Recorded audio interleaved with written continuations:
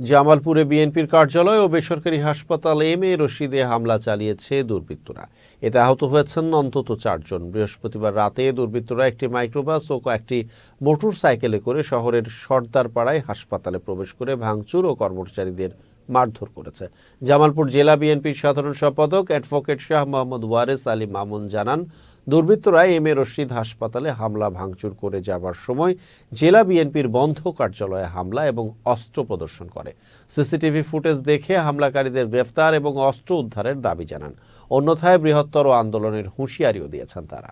জামালপুর শহরে এই অবস্থায় প্রকাশ্যে অস্ত্র প্রদর্শন করে এরকম সন্ত্রাসী কর্মকাণ্ড, এটা যারাই ঘটাক, আমার ধারণা যে এটা জামালপুরের পরিবেশকে অশান্ত করার জন্য একটি গভীর চক্রান্তের অংশ হিসেবে সন্ত্রাসী বাহিনী এই কর্মকাণ্ড করেছে।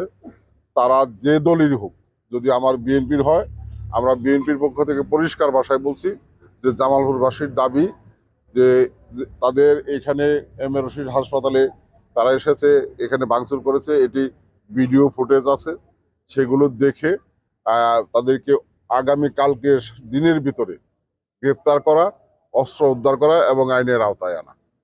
জামালপুরের পুলিশ প্রশাসন যদি সেটি করতে ব্যর্থ হয়, তাহলে জামালপুরবাসী এর বিরুদ্ধে আন্দোলন গড়ে তুলবে।